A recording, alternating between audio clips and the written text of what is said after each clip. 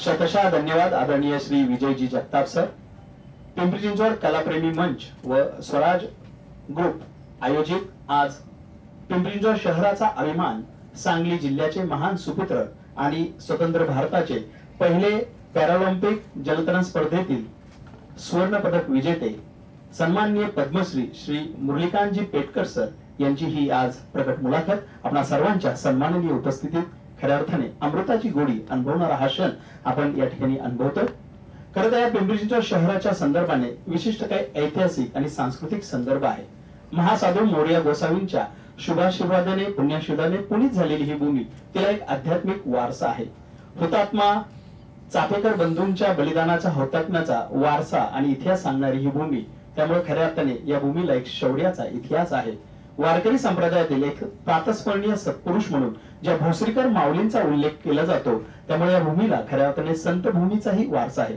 एक अध्यात्म भूमी, शौर्याची भूमी, एक संत भूमी, अशा या ऐतिहासिक संदर्भ आणि सांस्कृतिक दृष्ट्या संपन्न असा वसा आणि वारसा लाभलेल्या या भूमीतील एक क्रीडा रत्न म्हणून ज्यांच्याकडे पाहिलं जातं असे पद्मश्री मुरलीकांतजी पेटकर सर आपल्या या ठिकाणी पिंपरी चिंचवड कलाप्रेमी मंच व स्वराज ग्रुपच्या वतीनं सहर्ष स्वागत. त्यांच्या समोर त्यांचे सन्माननीय चिरंजीव उद्योजक आदरणीय अर्जुनजी पेटकर या ठिकाणी उपस्थित आहेत. आपणही या ठिकाणी सहर्ष स्वागत. खरं तर आता हा वारीचा पर्वकाळ आहे. आपणा सर्वांना ज्ञात आहे, कालच जगद्गुरु तुकोबरायांच्या पालखी प्रस्थान सोहळा जो पंढरपूरच्या दिशेने चाललेला आहे, पालखीचा विसावा या पिंपरी चिंचवड शहरातील आकुर्डीमध्ये होता. ज्यांचा विचार म्हणजे जागर, ज्यांचा अभंग म्हणजे तत्वज्ञानाचा सागर, असे तत्वज्ञ जगद्गुरु तुकोबराय पंचम वेद म्हणून जी गाथा ओळखली जाते, त्यामध्ये असं म्हणतात, ज्याचे नाम गुणवंत ते नाही लागत पसरावे, ज्याचे नाम गुणवंत ते नाही लागत पसरावे. जगद्गुरु तुकोबरायांच्या या अभंग वचनाचं स्मरण ज्यांच्याकडे पाहून व्हावं असं व्यक्तिमत्व म्हणजे पद्मश्री मुरलीकांतजी पेटकर सर. आज या मुलाखतीच्या माध्यमातून त्यांचा देदीप्यमान जीवन प्रवाह आपण या ठिकाणी श्रोतू संधी घेणार आहोत. आदरणीय सर, आपलं पुन्हा एकदा सहर्ष स्वागत. खरं तर सांगली जिल्ह्याचे आपण सुपुत्र, एकंदरीत चंदू चॅम्पियन या चित्रपटाच्या माध्यमातून सबंध देश, सबंध अवघा महाराष्ट्र हा चित्रपट पाहतोय. एक विशिष्ट असा प्रेरणा देणारा आपला जीवन प्रवास हा राहिलेला आहे. आपलं गाव, आपलं बालपण आणि शाळा या सगळ्या संदर्भाने आपण काय आठवणी सांगाल?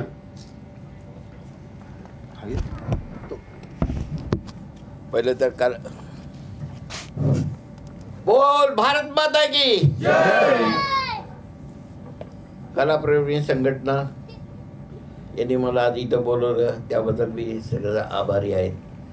आणि सगळ्यात स्टाफ आणि तुमचे कार्यकर्ते आहेत त्यांचा आभारी आहे. आज सगळ्यात आनंदाची बातमी सुरू करायची म्हणजे काल आपलं वर्ल्ड कप, क्रिकेटची टीम वर्ल्ड कप आपण भारताने जिंकली आहे. त्यामध्ये आपल्या पिंपरी चिंचवडच्या पण एक जणी आहेत, आपल्या भारताचं नाव केलं तर त्यांना मी कॉंग्रॅच्युलेशन. आणि त्या पिक्चरमध्ये म्हणजे हॉकी टीम जे क्रिकेट टीममध्ये त्या लोकांनी, बरेच लोकांनी त्यांच्या फॅमिलीने वगैरे चंदू चॅम्पियन पिक्चर हा बघितला आहे. आणि ते लोक म्हणाले, आता जे हे गोल्ड मेडल मिळवणारे पेटकर जसे, आता आपण खचून जायचं नाही आणि हे भारताचं नाव करायचं, असं करत क्रिकेट टीमने काल वर्ल्ड कप आपला जिंकला. तर त्याबद्दल त्यांना कॉंग्रॅच्युलेशन. आणि आपल्या सगळ्या पिंपरी चिंचवडचे नागरिकांच्या वतीनं त्यांना सगळ्यांना बेस्ट ऑफ लक. थँक्यू. यानंतर माझं नाव मुरलीकांत राजाराम, मी सांगली जिल्हा इस्लामपूर पेठ इथं माझा जन्म 1/11/44 साली झाला. या काळामध्ये मी शिक्षण 5वी 6वी 3री 4थीच्या वेळेला शाळेला जात होतो. त्यावेळेला काय एक स्टोरी म्हणून थोडं सांगू. घरातून रोज जायचं आणि शाळेत जायचं. शाळेत जाताना येता जाताना मध्ये एक आमच्या गावची तालीम होती, ते गणपती खेडकर पैलवान इस्लामपूरमध्ये तालीम होती. तर काय करायचं, माझं काम काय, रोज जायचं आणि आमच्या इस्लामपूर गावामध्ये एक सावकारांचे विहीर म्हणे, तर शाळेतनं पळून जायचं आणि त्या विहिरीमध्ये उड्या मारून प्रॅक्टिस करायचं आणि आपलं रोजचं चालायचं. असं रोज. आणि त्या तालीम होती, त्या तालमीमध्ये थोडंसं असं पैलवान लोक कुस्ती करतात ते बघायचं. रोज असं बघत बघत असे दिवस चालले होते. एक दिवशी अचानक काय झालं की तालमीतला जो थंडाई बनवणारा माणूस आहे ना तो आला नव्हता. तर मी आपलं एक विचार घालून आपलं शेट घालून पाठीमागे दप्तर अडकून उभा राहिलं. त्याच्यामुळे तर गावचे कसे मोठ्या मोठ्या लोकांचे पाटील लोक, सरपंच लोक, असे सगळे मोठ्या मोठ्या घराण्याचे लोक, तर त्यांच्या घरातून दूध वगैरे सगळे यायचं. पण असं हे लोक मोठ्याची मुलं का घरी यावं काम करायला मागायचं, तू थंडाई तू बनव तू असं चाल. त्यामुळे हे पोरगा आलं ते ह्याला काम लावूया. म्हणून त्या पहिलवान लोकांनी मला ए बाळ तुकडं आत ये म्हटलं तर मी आत गेलो. तुला बघ खायला काजू बदाम पिस्ते देतो आणि तुला थंडाई दूध पण देतो. तू एक काम करायचं, हे तुम्ही इडली बनवायचं मशीन बघितलं ना, त्या इडली बनवण्याचं मशीनाचं माझ्याकडे तू थंडाई बनव म्हणून सांगितलं. मग मी ते पहिल्यांदा मला काही एवढं आनंद ज्ञान नव्हतं. दूध प्यायला मिळणार आणि काजू बदाम मिळणार, तर मी एकदम खुश. असं करत हे काम चाललं. तर मी पहिल्यांदा थंडाई बनवली. तर त्या लोकांपासून त्या लोकांनी सगळ्यांनी एक ग्लास घेतले, सगळे प्यायलं. सगळ्यांचे मोठ्या का त्यांच्या घरातून दूध वगैरे खेड्यातून पाड्यातून मोठे घराचे लोक मुलं असतात ते प्रॅक्टिसला त्या तालमी द्यायचे. तर पहिल्यांदा थंडाई बनवली, त्यांनी मला ग्लास दिला आणि सगळ्यांनी काय केलं, थोडी थंडाई सगळ्यांनी मला एक ग्लास दिला. माझं पोट भरून गेलं. आणि ए बाळ तू एक काम कर, तुझा किस्सा दाखव. म्हणजे मी तेही विचारायचा किस्सा दाखवला. तर त्यांनी मला काजू बदाम असं दिलं वर शर्टाच्या खिशात पण काजू बदाम दिले. मला खूप आनंद झाला. घरी गेल्यानंतर माझ्या भावाला पण मी काजू बदाम दिले. त्या लोकांना पण खूप आनंद झाला. आणि रात्री झोपत खूप आनंद झाला. खायला चांगलं मिळालं म्हणून एक मनात एक समाधान झालं. आणि म्हणलं अरे उद्या पण आपण तिकडं जाऊ. त्या हिशोबानं दुसऱ्या दिवशी गेलो. तिथं मला परत थंडाई बनवण्याचा जे चान्स मिळाला. परत दुसऱ्या दिवशीसुद्धा त्यांनी मला बदाम काजू असे दिले. असा प्रकार चालत राहतो. तो जो थंडाई बनवणार तर कधी याचा कधी नाही आला की मला काम लावायचे आपलं मित्र. आणि ह्या दौऱ्यांमध्ये काय झालं, मी कुस्ती कधी सगळे बाकी पैलवान लोक कुस्ती करत होते आणि त्याचे कुस्त्या मी बघत असायचा. आणि काय करायचं, ते पैलवान लोक कुस्ती करतात तर त्यांच्याबरोबर कुणी पैलवान गट पकडणारा कोणी नसला की हे पेटकर इकडे आहे, बाळ इकडे, आणि ते माझ्याबरोबर कुस्ती करायचे. असं करत मला काय हे जे 25-30 पैलवान रोज प्रॅक्टिस, त्यांच्याबरोबर मी रोज प्रॅक्टिस करायचे. ह्या पैलवानबरोबर त्या पैलवानबरोबर असं 10-12 पैलवानच्या बरोबर रोज आपलं खेळायचं खायचं. आणि मला ते शाळेत वगैरे जायचं ना, रोज आपलं पवायला जायचं, शाळेत जायचं आणि पळून जायचं शाळेतून. हा जास्त हे होतं. असं करत करत एक वर्ष गेलं. एक वर्ष जाता तेवढ्यात एक दिवशी काय झालं, आमच्या इस्लामपुरापासून काबिरे गाव जवळ आहे. त्या काबिरे गावामध्ये कुस्त्या होत्या आणि जत्रा होती. तर तुम्हाला माहिती आहे जत्रेला जायचं म्हणलं की कुस्त्या बघायला तिथं बगाड, आपल्या इथं वाकडलं कसं बगाड असतं तसं तिकडं बगाड होतं आणि जत्रा होती. तर जत्रेला सगळे निघाल्यानंतर आता मी विचार केला आता काय करायचं, आपल्याला पण जायचं आहे कुस्ती बघायला. तर बर्गे म्हणून सर होते. ते म्हणाले सर म्हणजे तो सिनियर पैलवानमधल्या सगळ्यांना वाचतात म्हणून असं ट्रेनिंग आहे. सर मला पण कुस्तीला कामेऱ्याला यायचं आहे. अरे तू बापाला विचारस का? मी विचारतो. तू वडिलांची परवानगी घे. नाही मला असं वडील सोडणार नाहीत, तुम्ही माझ्यावर चाल. तर त्यांना घरी घेऊन गेलो आणि मी वडिलांची पहिले कसं घरची परवानगीशिवाय जायचं नाही, तर वडिलांची परवानगी घेतली. वडिलांमध्ये आधी तर सारखा तो नापास होतो आणि कुस्तीत कशाला जातो आहे, कारण घरी जे थंडाई बनवत होतो ते कधी सांगत नव्हतो. फक्त काय घरी गेलो की आपल्या भावांना मिळालेले काजू बदाम आपल्याला पोट भरून उरल ते भावांना द्यायचं, असंच प्रोग्राम होता. तर कामेऱ्याच्या जत्रेसाठी बर्गे सरांनी परवानगी घेतली आणि कामेरीला यात्रेला गेलो. कारण यात्रेत फायदा काय, एक तर जत्रेत असं पहिल्या दिवशी पोळ्या खायला मिळतात, दुसऱ्या दिवशी मटण खायला मिळतं. म्हणून सगळे लोक यात्रेला ह्या तयार करत जातात. असं मी कामेरीत पोचल्यानंतर कुस्तीचा आखाडा जिथं चालू होता त्या आखाड्यामध्ये कुस्त्या चालू होत्या. तर ते गेल्यानंतर सगळे आमचे आता इस्लामपूरचे पैलवान वेगळे बसले, बोरगावचे पहिले वेगळे असे गावाचे वेगळे वेगळे पैलवान ग्रुपने बसायचे. तसं मी पण आमच्या ग्रुपमध्ये जाऊन बसलो होतो, कुस्ती चालू. पूर्वी काय असायचं, कुस्ती जेवायला असायचं तर पहिले जास्त पैसे असायचं. आता काय लाखांना रुपये वगैरे तसं काय नाही. पहिले बताशे, मुरमुरे आणि नारळ याच्यावर कुस्ती व्हायची. तर असं हे कुस्ती पहिल्यांदा चालू झाली. पंच लोकांनी लहान मुलांना ते कुस्ती, बताशेवाल्यांची कुस्ती झाली, मुरमुरेवाल्यांची कुस्ती झाली, नारळवाल्यांची कुस्ती झाली. मग पैशाची कुस्ती चालू झाली. पैशाची कुस्ती चालू झाली तर पहिल्यांदा 1 पैशाची कुस्ती म्हणून ते पंच लोकांनी त्या ग्राउंडमध्ये त्या पालवाडाला फिरवायला चालू. ते पहिलं कसं असायचं की पंच असो तो कुस्ती ठरवायचा, 1 पैसा 2 पैसे नारळ काय असेल ते. तर पहिल्यांदा 1 पैशाचा एक पैलवान आला होता. 1 पैशाची कुस्ती करत असं त्या पैलवानाला पुकारत होतं. तर मी सर बर्गे सर ह्या पैलवानाचं मी कुस्ती करू घ्यायचं, कारण मला कसं सगळ्या पैलवानांना प्रॅक्टिस वगैरे चाललं. पण ते लोक मला असं एवढं काय ह्याला येतं आहे असं म्हणून माझं सोडू दे. तर 1 पैशाची ज्यावेळेला कुस्ती आली तर त्या टायमाला मी त्या पैलवान गेलो आणि बर्गेसर म्हणाले जा खेळ म्हणून. तर खेळायला म्हणून गेलो तर त्याच्या हातात हात म्हणून पहिली कुस्ती जिंकलो. तर पहिली कुस्ती जिंकली तर भोकाचा नवीन पैसा. तर तो 400 वर्षापूर्वीचा 1 पैसा आहे बघा. हा माझं सगळ्यात पहिलं गोल्ड मेडल आणि पहिलं प्राईज. कुणाला बघायचं असेल बघा, इकडे देतो मी. यशाचं अस्सल नाणं त्यावेळेस त्यांना प्राप्त झालेलं विजेते झाल्यावरचं नाणं आपल्याला दाखवतो. नक्कीच हा एक सुवर्णक्षण आहे. असं करून मी 1 पैशाची कुस्ती जिंकली आणि बसलो. तर तिथं काय कुस्त्या चालत होत्या. या कुस्तीमध्ये 1 पैसा 2 पैसे 8 आणे, चौली, पावली माहीत बघितले असेल नाहीच बसेल, काही लोकांनी माहिती असेल.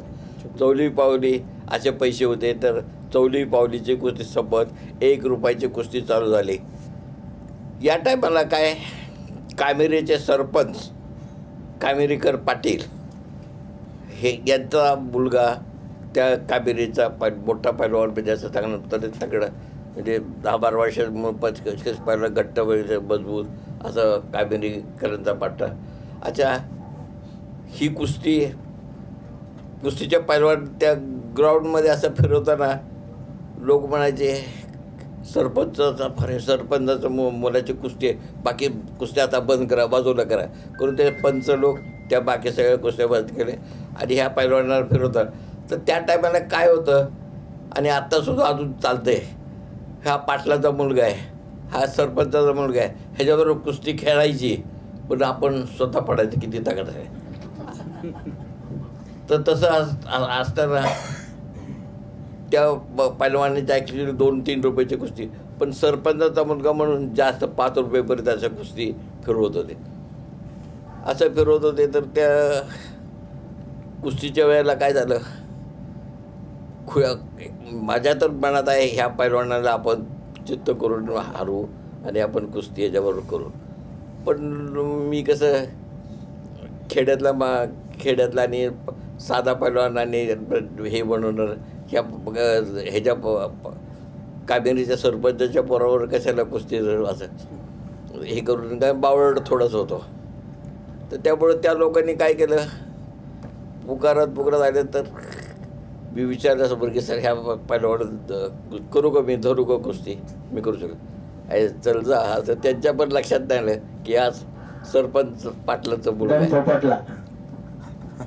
तर त्या टायमाला 5 रुपयाची कुस्ती फिरत आलो. मी गेलो आणि त्याला हात मिळाला, मी तुझ्याबरोबर कुस्ती करणार. हात मिळाल्यानंतर तो पण म्हणला ठीक आहे, त्याला पण बरं वाटलं की माझ्याबरोबर कुस्ती खेळायला आणि त्याचं हे ना. आणि तो आला कसं तो गेला, त्याने आपले कपडे वगैरे सगळे काढून आला आणि म्हणला आले कामेरीकरचा पट्टा, गणपती खेडकरांचा पट्टा म्हणून त्याने शड्डू जोरात मारला आणि आला. आणि तेवढ्यात मग मी त्या ग्राउंडमध्ये गेलो आणि मी पण कबड्डी घातले. तर त्यांनी म्हटलं होता आलेख कामेरीकरांचा पट्टा आणि गणपती खेडकरांचा पट्टा. तसं मी गेल्यानंतर ग्राउंडमध्ये गेलो, शड्डू मारून त्यांनी शड्डू मारला, त्याच्यापेक्षा शड्डू मारला, माझा आवाज त्याच्यापेक्षा जोरात आला आणि लोक सगळे सरपंच, अरे सरपंचाचा मुलगा सगळे बाजूला करून काढला. आणि ज्या कुस्ती तर तिने असं म्हटलं, तर मी पण गेलो आणि ग्राउंडमध्ये म्हटलं, आले एक इस्लापूरचा पट्टा, गणपती खेडकरांचा पट्टा म्हणून शड्डू मारला. तर पंच वगैरे जे सगळे बघायला आले होते प्रेक्षक, तर ते म्हणाले, अरे बापरे, गणपती खेडकरनं आपल्या तेव्हा ॲक्च्युली काय होतं, गणपती खेडकरांचा बहिणीचा मुलगा होता, सरपंचाच्या मेहण होते. तर मला पण कळलं, पण ते नाव जोरात करत हे केलं. मी शड्डू मारला आणि दोघांची. फक्त मला काय सगळ्यात फायदा होता, मी जी कुस्ती करत होतो तर त्या टायमाला मला 10-15 पैलवान तालमीतले, तर त्यांच्याबरोबर मला प्रॅक्टिस करून मला सगळ्याचे डावपेच वगैरे चांगले माहिती होते. हा कामेरीकरांचा पट्टा जो होता, तर त्याला पण एक गुरु चांगला होता, त्याला चांगली शक्ती होती, स्टॅमिना होती. पण मला फायदा काय झाला की 10-15 लोकांचं गुरु ट्रेनिंग, त्यामुळं मी कुस्ती चांगली करू शकतो. असं आमच्या दोघांची कुस्ती जोरात चालू झाली. पंच लोकांनी सगळ्यांना बाजूला काढलं की कुस्ती बघायची, जे छोटी जरी कुस्ती असली तर एकदम चांगली कुस्ती आहे. पण हे कुस्ती आमची चालू झाली तर त्या टायमाला कामेरीकरांना असं झालं की अरे, हे गणपती खेडकरांना आपल्या कामेरीला हरवण्यासाठी पट्टा तयार करून आणला आहे, अशी त्यांची सगळ्यांच्या मनात सरी झाली. तर 2 राऊंड असं कुस्ती आम्ही केलं सजवळ्या. तर कुस्ती केल्यानंतर 2-3 मिनिटांनी असा रेस्ट असतो, तर रेस्टप्रमाणे असं 3 रेस्ट झाले. तर आमच्या दोघांच्या कुस्ती सगळे इतका कजून राहायचे, तो पण इतका चांगला डाव मारायचा, मी पण त्याला डाव चांगला मारायचा, असं कुस्ती झालं. तर थोड्या वेळानं त्यांच्या गावाच्या नियमाप्रमाणे आता कुस्ती हरवायला पाहिजे किंवा कुस्ती सोडवली तर पैसे मिळतात, असं करून तर ज्यावेळेला 3ऱ्या राऊंडला कुस्ती थांबवली तर पब्लिकला विचारलं, हे कुस्ती काय करायचे. तर सगळे लोक होते की जे कामेरीचे पट्टे, बोरगावचे पट्टे, असे सगळे जे पट्टे, ही कुस्तीचा निकाल लागला पाहिजे, रिझल्ट पाहिजे, ही कुस्ती चालू दे. असे करत 5वा राऊंड झाला तरी ते माझी कुस्ती हे दाखवलं तर कुणी हे करायला तयार नाही की कुस्ती सोडवायची नाही, याचा निकालच लागला पाहिजे. तो पण चांगला स्टॅमिना होता, माझा पण स्टॅमिना, असं कुस्ती चालू चिकलं हे करत. त्या टायमाला एक रामोशी, आमच्या शिवाप्पा रामोशी म्हणून आहे, तो धनगर आहे, त्यांनी बरेच बडर वगैरे, त्याला सगळे त्या भागाला मानतात. तर त्यांनी काय केलं, एक घोंगडा हाताळलं आणि म्हणला, हे दोघं पट्टे, एक गणपती, दोघंही एका गुरुचे पट्टे आहेत, गणपती खेडकरांचे, कामेरीकरांचे. तर या लोकांना कुस्ती बघितलं तर कुणाला काही मदत करायची असली तर ते घोंगडाने टाकलं आणि त्या लोकांनी माझी परत अजून कुस्ती चालू. कुणी 1 रुपया, कुणी 2 रुपये, पूर्वीच्या काळात 1 पैसा 2 पैसे असे टाकायचे, असं कुस्ती चाललं. अशी कुस्ती आम्ही चालू. मी असे त्या मुलाबरोबर म्हणजे दोघांचे कुस्ती चालू होते, लोक सगळे बघत होते. पण आणि गणपती खेडकर आणि कामेरीकर पण दोघं बघत होते एक दुसऱ्याकडे लागले. आणि त्या कामेरीचे गावचे सगळे म्हणते, हा ह्यांनी बहिणींनीच आपल्या बहिणीला हरवण्यासाठी पट्टा तयार केला. पण असं आमच्या मनात काही नव्हतं. असे 11 राऊंड गेल्यानंतर मला काय झालं, जास्त ते माती आहे ना, मातीत खेळायचे, ते सगळं चिखल वगैरे सगळं तोंडात लागलं, माझ्या नाकात चिखल गेला आणि जोरात नाकात शिंक आली. शिंक आल्यानंतर आता म्हणलं ह्याला आता आपण कारण माझ्या समर्थ असं होतं की याला नक्की मी हरवणार. आणि मी काय केलं, मग हळूहळू कुस्ती करता मी माझ्या गुरु म्हणजे जे सर होते, सरांकडे गेलो, आता ह्याला मी पाडू का.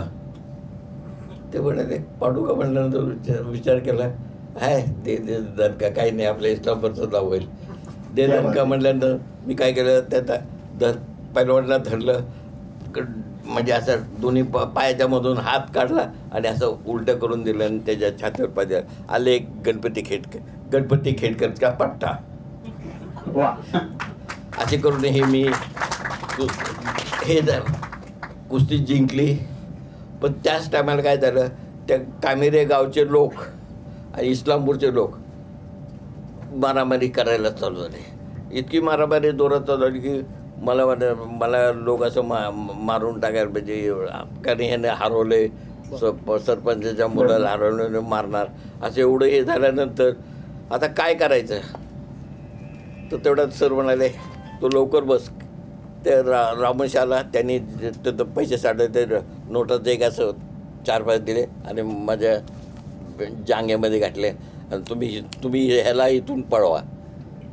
त्या हे केलं आणि त्या माणसांनी मला गाडीमध्ये घालून कामेरीला एस टी स्टँड, जे मी पळून आलो ना एस टी स्टँडच्या तिथं रेल्वेच्या इथं असं सोडून दिलं आणि ते तिकडं मारामारी चालली. ते मला एक जगात भीती पडली, आता हे मला मारणार सोडणार नाही म्हणून घाबरून गेलो होतो.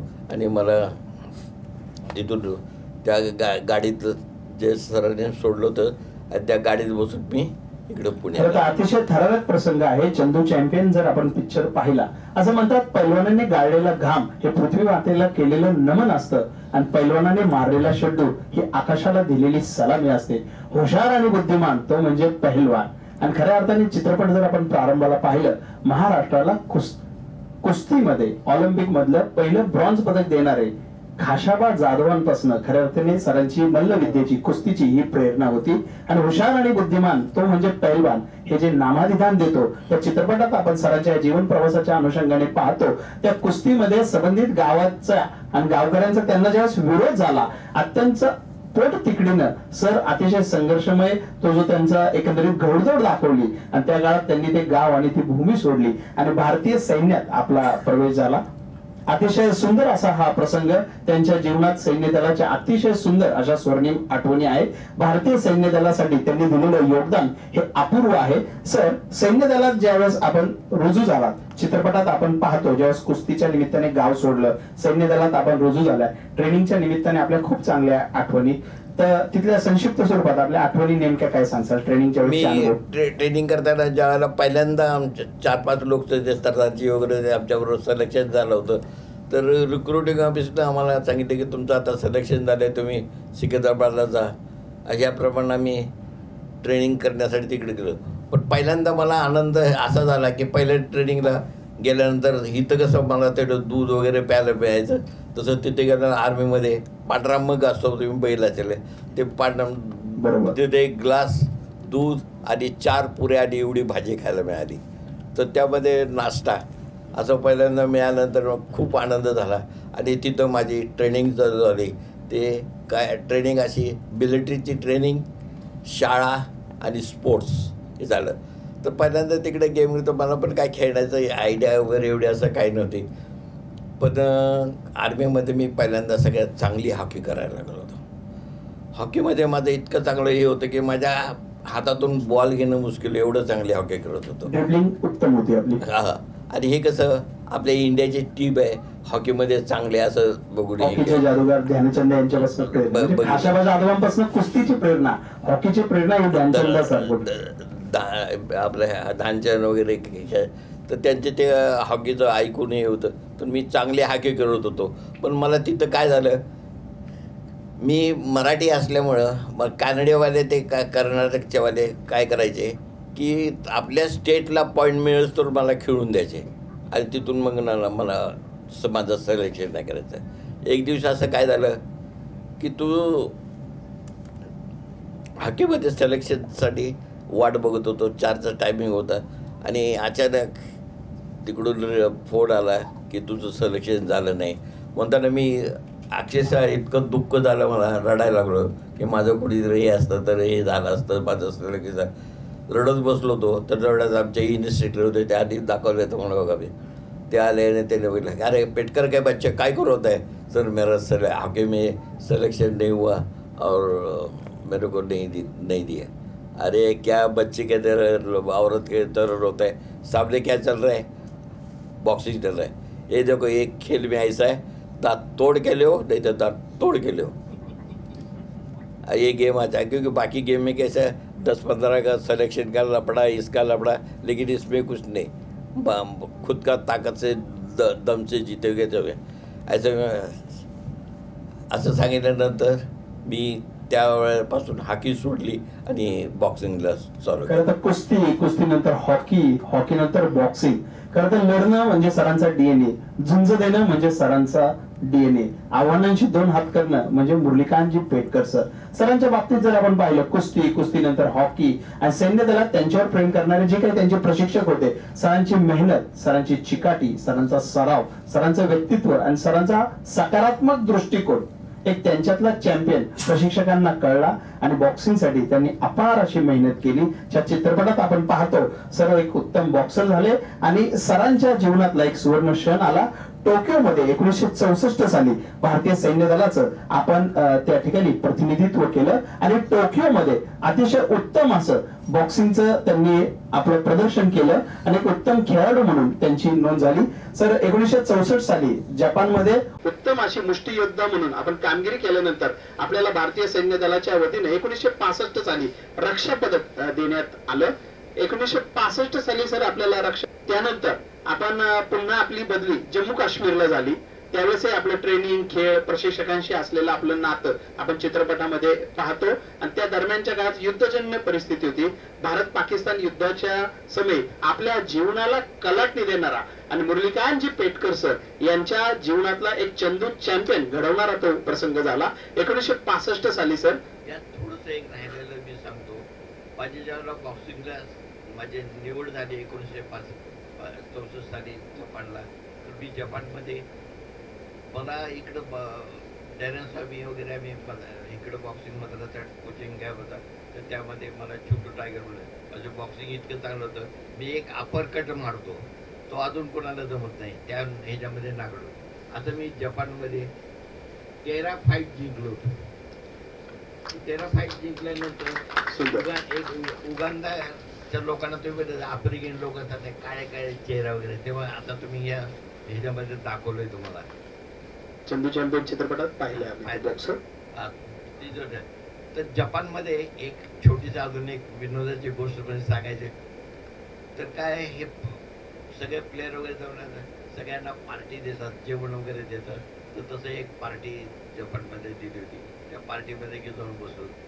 तर मी असं बसल्यानंतर मला काय झालं, पिक्चर ह्याच्यामध्ये पण चंदू चॅम्पियन होता,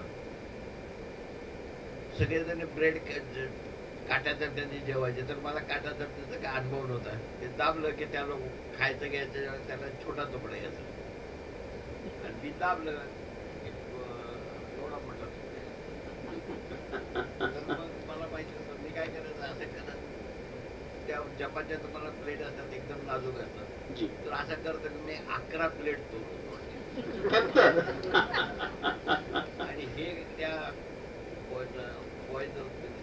वेटर होते त्यांना कळालं. अरे तिची भाषा मला समजत आणि माझी भाषा तिनं मला विचारलं काय झालं, म्हणलं की सगळ्यांना एवढं छोटं मला एवढं. त्या बाईने मला शिकवलं की ब्रेड कसा कापून बस खायचं. तर जपानमध्ये मी पहिल्यांदा ब्रेड खायला शिकलो. परिस्थिती कशी असो त्याचे तुकडे करून त्याच्यावर जे कसा मिळवायचा, म्हणजे छोटे छोटे प्रत्येक प्रसंगात ना त्यांच्याचा दृष्टिकोन आपल्याला 1964 साली सरांनी बॉक्सिंग मध्ये अभूतपूर्व यश खऱ्या अर्थाने मिळवलं. परंतु हारकर भी जीतने वाले को बाजीगर असं म्हणतात. खरं तर असं म्हणतात कर्णाचा एक दृष्टिकोन, मी एक योद्धा आहे, जखमांची शेती बागून भागायचं नाही. माझ्या जन्माबरोबरच सुरू झालेले हे युद्ध माझ्या मृत्यूबरोबरच संपणार आहे. तोपर्यंत निर्दयी नियतीचं अनिवार्य गरगर फिरणं महान संयमाने स्वीकारल्याशिवाय माझ्या पुढे पर्याय नाही. मला लढायचं का मला रडायचं हे मीच ठरवलं पाहिजे, कारण यातच माझ्या जीवनातलं वीरत्व, कर्णत्व, शौर्यत्व, यश आणि सौख्य सामावलेलं आहे. असा दृष्टिकोन सर आपल्यासारख्या योद्ध्यांचा असतो. 1964 साली टोकियो मध्ये उत्तम अशी एक मुष्टियोद्धा म्हणून त्यांनी जी कामगिरी केली, त्यांना 1965 साली रक्षा पदक देऊन अतिशय त्यांचा उत्तम असा बहुमान भारतीय सैन्य दलातर्फे झाला. सर आपल्या जीवनाला कलाटणी देणारा जो प्रसंग आहे ज्यावर मी येतो, ज्यावेळेला मी बॉक्सिंग मध्ये वर्ल्ड म्हणजे हे करून भारतामध्ये आलो, त्या भारतामध्ये आल्यानंतर चांगला बॉक्सर, चांगला हे करून छोटू टायगर म्हणून सगळे हे रेस्पेक्ट करत. तर मी ह्याच्यामध्ये आल्यानंतर माझ्या शिवने विचारलं, अभी आपको क्या मांगता है, तर मी म्हटलं काश्मीर म्हणजे देखणे काय. तो मला शिवनी माझ्या काश्मीरला, मला बॉक्सर म्हणून चांगला होता म्हणून काश्मीरला पाठवलं. आणि काश्मीरला 1965 साली ऑक्टोबर महिन्यामध्ये लढाई चालू. ही लढाई पहिल्यांदा कशी चालू झाली ते तुम्हाला मी सांगतो. जोरजोरात शिट्टेचा आवाज आला. तो शिट्ट्याचा आवाज ह्याच्यासाठी होता की दुश्मन आलेले, प्लेनचा अटॅक आले, तुम्ही आपलं सावध राहा, आपले वेपन घ्या, असं शिट्टी वाजलं. पण काय 4चं टायमिंग होतं. 4चं टायमिंग होतं. लोकांना काय वाटलं, अरे आता हे 4चं टायमिंग 4च आहे. कोणाला सगळे मग घेऊन बाहेर आले आणि तेवढ्यात बोलून जोरात अटॅक आला. बरेच लोक त्या वेळेला बरेच लोक अशी ही लढाई चालू. सर, त्या लढाईमध्ये आपण चित्रपटात पाहिलं, सरांचे बरेचसे सहकारी हे धारातीर्थी झाले. सरांना तब्बल 9 गोळ्या लागल्या. त्यातल्या 8 गोळ्या त्यांच्या शरीराच्या विविध भागात आणि विशेषतः पायाकडे, आणि 1 गोळी ही आजही त्यांच्या मणक्यामध्ये आहे. परंतु परिस्थितीचं रडगाणं न गाता आहे त्या परिस्थितीमध्ये झुंजणं आणि उभं राहणं म्हणजेच मुरलीकांतजी पेटकर सर. खरं तर सरांच्या बाबतीत जर पाहिलं तर 1 नोव्हेंबर 1947 हा सरांचा जन्मदिन, आणि सरांना 1965च्या युद्धामध्ये तब्बल 9 गोळ्या लागल्या. 1947चा सर आपला जन्म, 1965 साली आपल्याला 9 गोळ्या. साधारण आपलं वय सर त्यावेळेस 18-19 असावं. वयाच्या 19व्या वर्षी जो व्यक्ती मुष्टियुद्धात भारतातनं बाहेर जाऊन टोकियोमध्ये एक उत्तम मुष्टियोद्धा म्हणून नाव कमवतो, भारतीय सैन्य दल त्याला रक्षा पदक म्हणून त्याचा गौरव करतो, आणि वयाच्या 19व्या वर्षी आयुष्यभराचं अपंगत्व 9 गोळ्या खाऊन हे व्यक्तीला येतात. आणि आज हा व्यक्ती वयाच्या नादात 75 नंतर आपल्या समोर उभा आहे. त्या व्यक्तीचं नाव म्हणजे पद्मश्री मुरलीकांतजी पेटकर सर. सर, आपल्या बाबतीत खरं तर 1965 साली आपल्याला त्या 9 गोळ्या लागल्या, त्यातल्या 8 गोळ्या काढल्या. पण पुढे अर्धांगवायू, पॅरालिसिस असे काही शारीरिक एकंदरीत पुढे आजार येऊ नये, त्यामुळे ती मणक्यातली गोळी आजही आपली तिथे आहे, आणि ते एकंदरीत त्या दुर्धर आजाराने, त्या व्याधीने आजही आपण ग्रस्त आहात. तर सरांच्या बाबतीत जर आपण पाहिलं, चंदू चॅम्पियन चित्रपट 1965 साली त्यांना ज्या काही गोळ्या लागल्या, त्यानंतर जर पाहिलं त्या एकंदरीत प्रसंगात सर एका गाडीखाली चिरडले गेलेले होते. त्या गोळ्या, त्यांचा त्रास, ते ऑपरेशन, ती विकलांगता, दरम्यानच्या काळात सरांना मोठ्या प्रमाणात स्मृतिवंश सर आपल्याला आजार झालेला होता. आपल्या सहकाऱ्यांच्या आठवणी वगैरे, त्या दरम्यानच्या काळात त्यांच्या जीवनातले अत्यंत 2 विदारक प्रसंग. त्यांना ज्यावेळेस ज्या आर्मीच्या, सैन्य दलाच्या रुग्णालयामध्ये त्यांचं रिहॅबिलिटेशन व्हावं, पुनर्वसन व्हावं, या अनुषंगाने त्यांना ज्यावेळेस त्यांचे उपचार चालू होते, दरम्यान त्यांना घराची आठवण ही तीव्र झाली होती. ऐन विशेषितला तसा प्रसंग. त्यावेळेस त्या रुग्णालयात एकंदरीत त्या उपचारांचा खर्च, घरातलं मनुष्यबळ, इतरांचे उद्योग व्यवसाय, जीवनाचा योगक्षेम, उदरनिर्वाह, घरचेही त्यावेळेस त्यांना त्यांचा सांभाळ करण्यासाठी असमर्थता त्यांनी दाखवली होती. त्यावेळेस सर आपल्याला आलेलं मोठं नैराश्य, दरम्यानच्या काळात त्यांच्या अत्यंत जवळच्या सहकाऱ्यांचा त्या 65च्या युद्धात अचानक झालेल्या हल्ल्यामुळे, झालेल्या बॅड हल्ल्यामुळे झालेला मृत्यू, सरांना नैराश्य आले होतं. सर, आपण काही झोपेच्या गोळ्या आणि त्या दरम्यानच्या काळात आत्महत्येचाही प्रयत्न सरांनी केला. म्हणजे घरच्यांनी त्यांचा सांभाळ करताना दाखवलेली असमर्थता, जवळच्या सहकाऱ्यांचा झालेला मृत्यू, आत्महत्येचा केलेला प्रयत्न, त्यातनंही सर जीवित राहिले. त्यावेळेस कुठेतरी आपल्याला असं वाटलं, या परमेश्वराने आपल्या हातून काहीतरी महान कार्य व्हावं, आणि देशाचं राहिलेलं उर्वरित देशाची शान, आन, बान आणि गौरव उंचवण्याचं महत्तम कार्य नियतीनं तुमच्यासाठी राखून ठेवले, याची आपल्याला जाणीव झाली. आणि मृत्यूच्या दाढेतही जाऊन खऱ्या अर्थाने आपल्या जीवनाची रक्षा झाली, आणि त्यानंतर आपल्या जीवनामध्ये आमूलाग्र बदल झाला.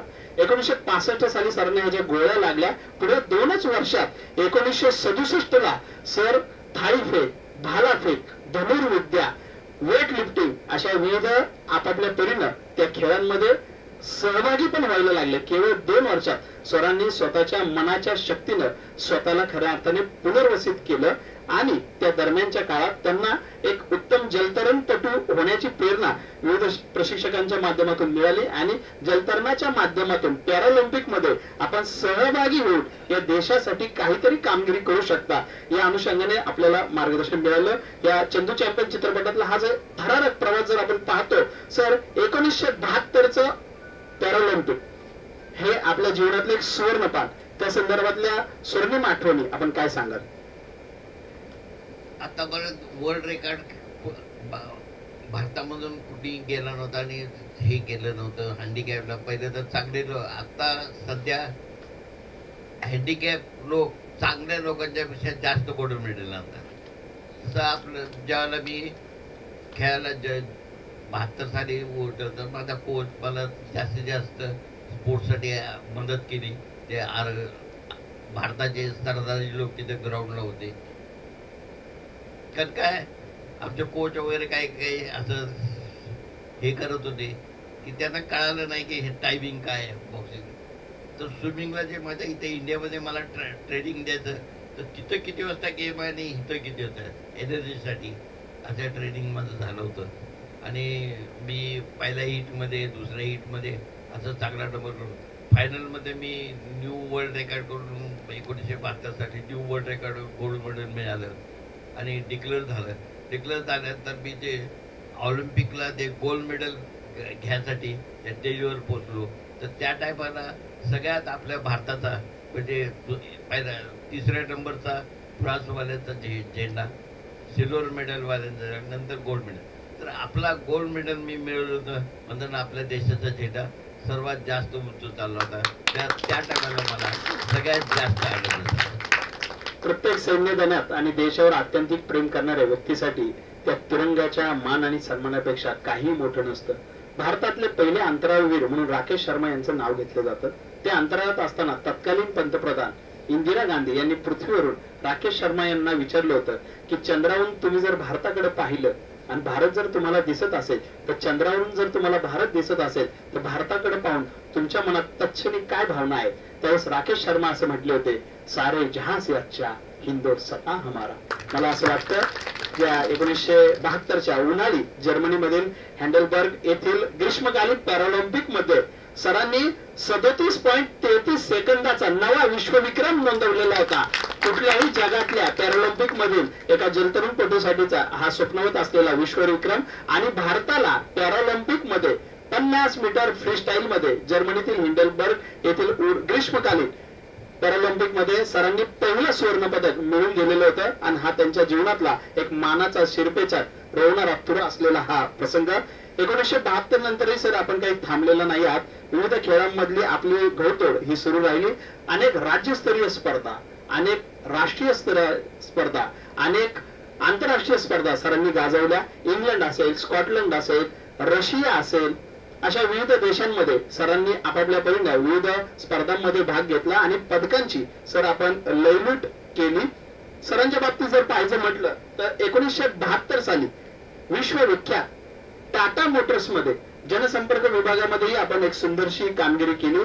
मला सांगायला अत्यंत आनंद होईल, सरांच्या प्रकट दिनाच्या निमित्ताने टाटा मोटर्स मधील सेवानिवृत्त मनुष्यबळ विभागातील एक व्यासंगी अधिकारी म्हणून संबंध भारतात व्यवस्थापन क्षेत्रात ज्यांचं नाव घेतलं जातं मनोहरजी पारळकर यांनी शुभकामना दिल्या. आणि टाटा मोटर्सच्या प्रतिमेमध्ये सरांसारख्या प्रतिभावंताचं मौलिक योगदान आहे असं त्यांनी सांगितलं. सर, टाटा मोटर्स बद्दल एका शब्दात काय तिथल्या आठवणी सांगा. मी टाटा कंपनीमध्ये सर्व्हिस मला ज्या वेळेला मी अश्विनीमध्ये ऍडमिट होतो म्हणजे ट्रीटमेंट वाचलं तर टाटा ग्रुप, दोराबजी टाटा, सगळे टाटा ग्रुप आलं होतं. जे बॅटल कॅज्युअल्टी लढाईमध्ये जे जखमी झाले तर त्या लोकांना रिहॅबिलिटेशनसाठी सगळे ग्रुप आला होता. तर त्या टायमाला बऱ्याच लोकांना विचारलं तुला काय पाहिजे, तुला काय पाहिजे. कुणी सांगितलं मला घर पाहिजे, कुणी सांगितलं मला पैसे पाहिजे, कुणी वेगळे, कुणी कोंबडीचं प्लॉटरी चालवायला पाहिजे, कुणी इंजिनियर पाहिजे, मला सर्व्हिसला माझ्या मुलांना शिकायला पैसे पाहिजे, असं सगळ्यांनी काही मिळेल. तर मी काय एवढं काही शिकवलं म्हणजे माझ्याजवळ आले बरं काय. तर मी एकदम पडद्यावर आहे, मला आपल्या टाटा कंपनीमध्ये नोकरी पाहिजे, मला असं फ्रीमध्ये गिफ्ट वगैरे काय मला नोकरी दिली तर बरं. तर सुगंध मुळगावकर साहेब JRDला म्हणे गुड, हा बॉय चांगला आहे. तर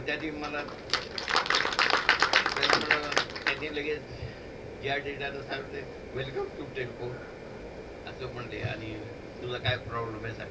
मला काय नाही म्हणलं, मी कुठलंही काम वसूल करू शकतो, मला चालता येत त्याच्यामुळं, आणि मला जॉब देणार तो 20 दिवसामध्ये. तर त्याप्रमाणे मला टाटा कंपनीने PROमध्ये पहिले त्या कॅन्टीन सुपरवायझर म्हणून सर्व्हिस दिली आणि नंतर PROमध्ये ट्रान्सफर केलं. असं मला टाटाने मदत केली आणि सगळ्यात. तर आत्तापर्यंत मला जास्तीत जास्त मदत माझे मी इलेक्ट्रिक मेकॅनिकल कोर आहे, तर तो माझा एक होता मिल्का सिंग पण माझ्या बरोबरच आहे. असं करत आणि टाटा JRD टाटा गोळगावकर साहेब यांनी मला चांगलं प्रोत्साहन देऊन हे केलं. आणि 72 साली ज्यावेळेला मी वर्ल्ड रेकॉर्ड करून गोल्ड मेडल आणलं होतं, तर इथं आपले घारे साहेब होते आणि श्रीनिवासजी पाटील साहेब, या लोकांनी माझा पहिला सत्कार पिंपरी चिंचवडमध्ये घेतला. त्यानंतर आता तर आज आपण या पिंपरी चिंचवड शहराचा अभिमान आहे. कवी मंगेश पाडगावकर असं म्हणतात, सरांच्या बाबतीत विशेष स्मरण होतं, आयुष्यात काय केवळ काटेरी डंक आहेत, आयुष्यात काय केवळ काटेरी डंक आहेत, डोळे उघडून पहा प्रत्येकाला फुलपाखराचे पंख आहेत. सरांचा जीवन प्रवास हा संदेश देणारी सकारात्मक मानसिकतेचा खऱ्या अर्थाने परिचय देत असतो. खरं तर विकलांग अवस्थेतनं सैन्यातून बाहेर यावं, एक पॅराप्लेजिक खेळाडू असणारे सरांच्या बाबतीत टाटा मोटर्स मध्ये स्वयंभू पद्धतीनं एका योद्ध्याच्या दृष्टिकोनाचा परिचय देणारा सर खऱ्या अर्थाने आपला आत्मविश्वास होता. असं म्हणतात, परिस्थिती जेव्हा माणसाची परीक्षा घेते ना, परिस्थिती माणसाची जेव्हा परीक्षा घेते ना, तेव्हा खऱ्या अर्थाने जिद्द जन्माला येते. जिद्द आणि जिज्ञासा जिवंत असेल तर माणसाला स्वतःच विश्व निर्माण करता येतं. पद्मश्री मुरलीकांतजी पेटकर या नावाचं स्वतंत्र विश्व निर्माण करणाऱ्या एका योद्ध्याची ही खऱ्या अर्थाने वास्तव कहाणी असलेली ही मुलाखत आपण या ठिकाणी अनुभवतोय. असं म्हणतात, कष्ट ही एक अशी चावी आहे, कष्ट ही एक अशी चावी आहे जी बंद पडलेल्या नशिबाचंही द्वार उघडते. आपल्या दुःखाचं आणि परिस्थितीचं रडगाणं गाणाऱ्या कित्येकांना खऱ्या अर्थाने सरांचा जीवन प्रवास हे जिद्द आणि यश हे खऱ्या अर्थाने चपखल उत्तर आहेत. आयुष्य केवळ तक्रारीचे सूर गाण्यासाठी नव्हे तर आनंदाचं गाणं गाण्यासाठी असतं, हे सरांचं जीवन खऱ्या अर्थाने सांगत असतं. सरांच्या या जीवन प्रवासात एकंदरीत जी वाटचाल आपण पाहिली, 1972 ला जर्मनीतल्या हँडलबर्ग मध्ये खऱ्या अर्थाने त्यांनी जे स्वर्ण पदक मिळालं, भारताचे पहिले जलतरणातील पॅरालिम्पिक ते खेळाडू राहिले. सरांच्या कामगिरीचा यथोचित गौरव संबंध महाराष्ट्रातला क्रीडा क्षेत्रातला सर्वोच्च असा 1975 साली महामहिम तत्कालीन राज्यपाल नवाब अली यांच्या शुभ हस्ते 1975 साली शिवछत्रपती पुरस्काराने सर आपल्याला सन्मानित करण्यात आलं. हा सर्वांसाठी एक अभिमानाचा हा विषय होता. सरांची एकंदरीत ही जी आपण वाटचाल पाहतो, या सगळ्यांमध्ये जो चंदू चॅम्पियन चित्रपट आपण पाहतो किंवा सरांच्या अनुषंगाने www.murlikantpetकर ही जी काही आपण वेबसाईट पाहतो, आज दिवस आहे 30 जून 2024, परंतु हा सगळा प्रवास, हे सगळे यश, ही मुलाखत आपण जर अनुभवत असतो, हे पहा, एखादा पानपक्षी व बदक आपल्याला जलविहार जलक्रीडा करत असताना खूप छान वाटतं, पण खाली तो पाय मारत असतो. तर 2024 हे साल आहे, पण ह्या क्षणासाठी 2015 सालापासून सरांच्या या कार्याचा विश्वाला, तुम्हाला, आम्हाला परिचय होण्यासाठी ज्यांचं महत्तम असं योगदान राहिले, त्यांना आपण या ठिकाणी अतिशय सन्मानपूर्वक या मुलाखतीत सहभागी करून घेतलेला आहे. अर्जुनजी पेटकर हे सरांचे सुपुत्र. सर, आता या मुलाखतीतला एक वेगळा भाग, सरांचा हा सर्व प्रवास त्यांच्या मुखारविंदातनं आपण अनुभवला. चंदू चॅम्पियन चित्रपटाच्या माध्यमातून सरांचं एकंदरीत हे सगळं जीवन प्रवास हा सर्वांना प्रेरणा देणारा आहे. परंतु सर, या माग आपले जे काही योगदान आहे, सर्वप्रथमतः हा प्रवास शब्दबद्ध कसा झाला, ही वेबसाईट कशी झाली, आणि सरांवर जे काही पुस्तक प्रकाशित झालं त्यांची कुठल्या कुठल्या मान्यवरांनी नोंद घेतली, आणि त्यानंतर ह्या चित्रपटाकडे मधला कोरोना काळ, हा सगळा प्रवास आपण थोडक्यात सांगावं. आपणास विनंती. नमस्कार. सगळ्यात पहिलं आमच्या आयुष्यात आम्ही थँक्यू म्हणून सांगतो, ते म्हणजे Indian army, 2 number Tata Motors आणि 3 नंबर सर्व पत्रकार बंधू. आयुष्यात सगळ्यात मोठा आहे मीडिया, आणि पत्रकार काय करू शकतात ते आज हे चंदू चॅम्पियन फिल्म जी आली हे आम्ही थँक्यू फॉर पत्रकार सांगतो. 2015ला ॲक्च्युली माझा जन्म झाल्यापासून ते व्हीलचेअर होते, अपंगत्व आहे. एका अपंगाला काय त्रास होतो हे मी खूप जवळून पाहिले. म्हणजे हेच नाही तर अजून त्यांचे मित्रपरिवार, म्हणजे माझा 15 ऑगस्ट रोजी आम्ही खिडकी पॅरालिम्पिक जे पॅराप्लेजिक होम आहे, जे सैनिकांचं पुनर्वसन केंद्र आहे, तिथं आम्ही नेहमी जायचो. नेहमी तिकडच्या व्यथा ह्या कळायच्या, पण ते नेहमी म्हणायचे मी ऑलिम्पिक मेडलिस्ट आहे, मी हे आहे. यांनी यांचा डाटा सगळा एका त्यांच्या आर्मीच्या ट्रकमध्ये ठेवला होता, आणि काही क्षणासाठी, काही वर्षासाठी तो बंद होता. मग माझे मित्र मैत्रिणी नेहमी यायचे घरी, आणि मी स्वतः राष्ट्रीय खेळाडू, राष्ट्रीय पंच आहे. मग आमच्या कॉम्पिटिशनच्या वेळेस एक दिवस असं झालं की आपण एक काम करू. मी स्पेशली नाव घेऊ इच्छितो श्रीपादजी सपकाळ, प्राजक्ता घोडे आणि मी अर्जुन पेटकर. आम्ही तिघं एक दिवस 2016ला आम्ही कॉम्पिटिशनला चाललो होतो अहमदाबादला. तेव्हा इव्हन लगेच ते श्रीपाद असं बोलतो म्हणजे आपण सगळा डाटा दादांची एक वेबसाईट बनवली तर काय होईल. मी म्हटलं भाऊ मी आहे MNC फॅक्टरीत का मला सेंट्रल गव्हर्नमेंटला मला मोबाईलच नसतो.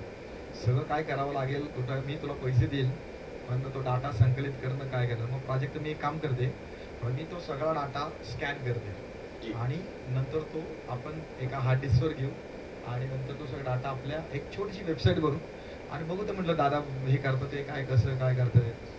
मग मी असं माझ्या ऑफिसच्या मित्रांना मी सांगितलं मी एक दादांची वेबसाईट बनवतोय. त्यातलं अजून एक स्पेशली नाव घेईल मी दत्ता लांडे, माझ्या ऑफिसचा कलिग आहे, त्याला कम्प्युटरची खूप आवड आहे पहिल्यापासून. मग तो म्हटला की यार माझी पण काय मदत असे सांगायचं मला म्हटला होता. आज तारीख आहे 30 जून आणि 30 जूनला जगातल्या सगळ्यात जो मोठा स्विमर आहे मायकल फेल्प्स, त्याचा बर्थडे. मायकल फेल्प्स किती असं म्हणतात योग तिथेच घडून येतो जिथे काहीतरी योग असतो. एक महान जलतरणपटू म्हणून मायकल फेल्प्सचं नाव घेतलं जातं.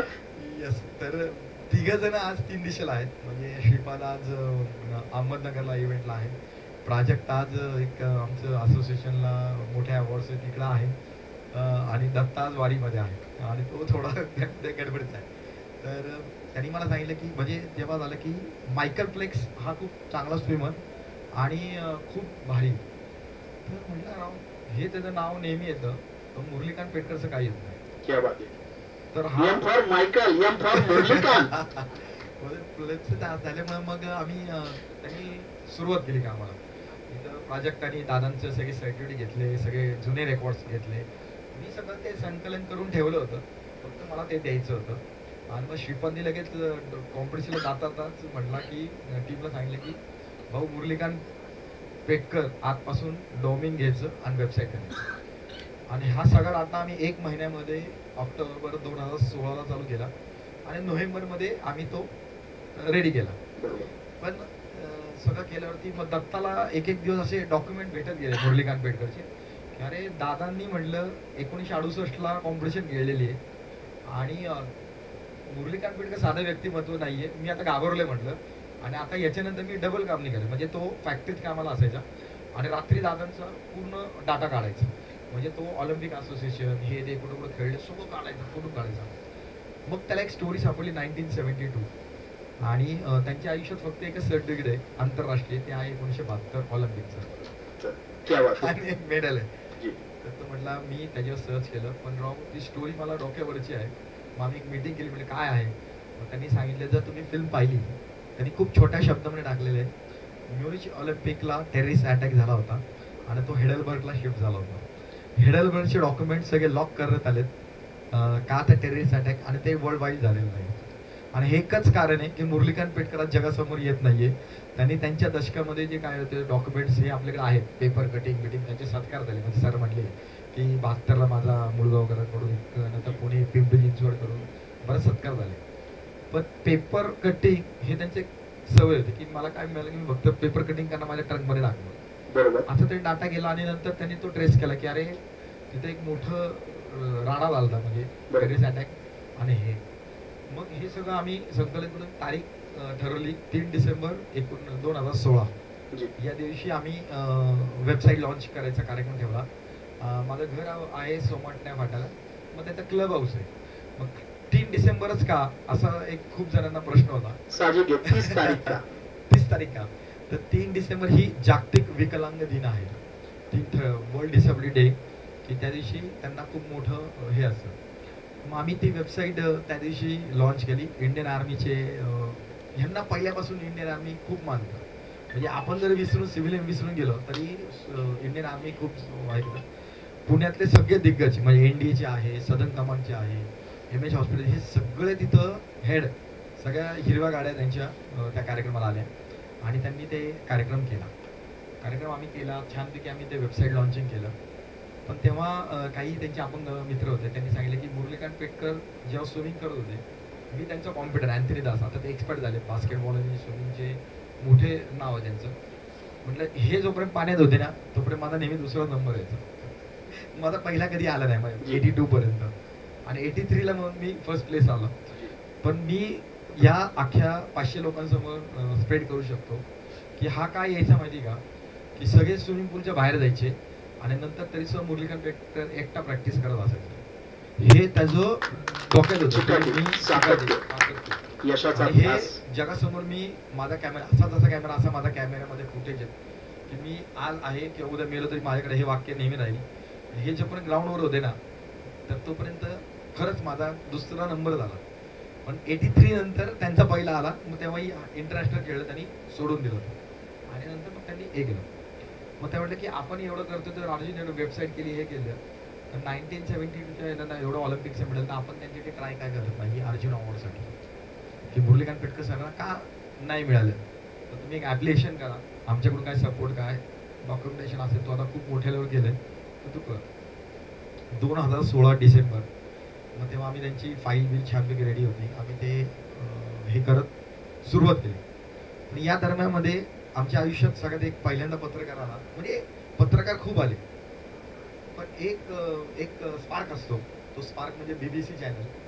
मला एक लंडनवरून फोन आला एक दिवस असाच की मी सुशांत मोहन बात कर रहा हूँ, BBC चैनल लंदन से. मेरा पहला सवाल है मुरलीकांत पेटकर जिंदा है क्या. मी असं 2 मिनिटं बुमरॅंग झालो आणि म्हटलं असा काय प्रश्न विचारतोय, बरोबर, तू लंडनवरून बोलतोय आणि मुरलीकांत पेटकर जिंदा आहे का. म्हटलं सर आहे, मी तुझी वेबसाईट बघितली डिसेंबरमध्ये जस्ट हे झालेली, आम्ही अशीच म्हणून केली होती आणि मला तो डाटा संकलित झाला, मला तुझा ॲड्रेस मिळाला आहे, मला त्याचा तुझा फोन नंबर मिळाला आहे, तर मला प्लीज मी सांगेल तेव्हा येईल, मला बाबांचा आवाज पाहिजे आहे आणि मला खूप खूप महत्त्वाचं काम, मी आल्यावर तुला बोलेन. आणि 20 दिवसात तिकीट काढली, लंडनवरून दिल्लीहून मुंबईवरून पुण्यात आला. सकाळी 10 वाजता माझ्या घरी आला तो आणि आमची जवळजवळ 3 वाजेपर्यंत मीटिंग झाली. मीटिंग म्हणजे काय की माझ्या घरावर सॅटेलाईट होता BBCचा आणि जगातलं सगळ्यात सामर्थ्यशील व्यक्तिमत्व जे स्पोर्ट्स पर्सन आहेत की ज्यांनी काही वेगळं अचिव्हमेंट केलं आहे ह्यांच्यातील स्टोरी कव्हरेज करत होता. आणि मला त्यांनी सांगितलं, मी सगळं झालं विचार तुला आम्ही कसं काय सापडलं.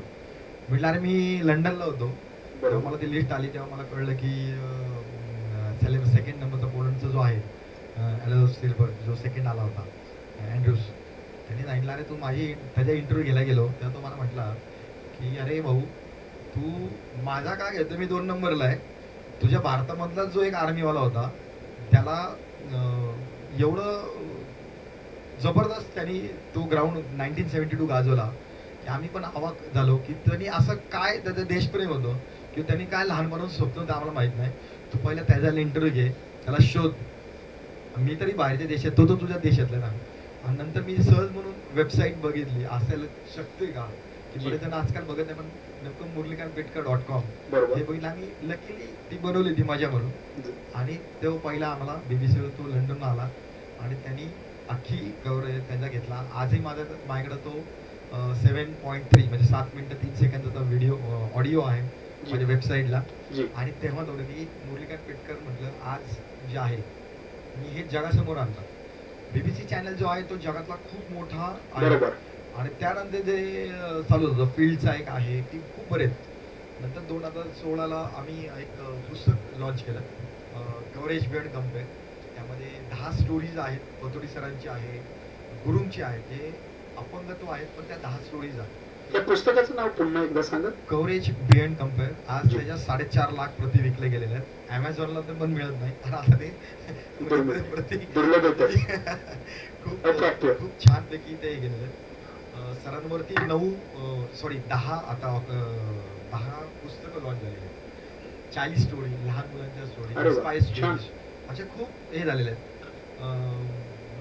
तर अशा सगळ्या स्टोरीमधून एक दिवस मला कव्हरेज बिंग ह्युमन जी आहे अपंगांची संस्था, सलमान खान यांची अभिनेता सलमान खान, तो एकटा टायगरच्या शूटला जाणार होता. तो मला की मला पेटकर सरांचं खूप कळलं तर माझ्या इथं तुम्ही प्री लॉन्च करा.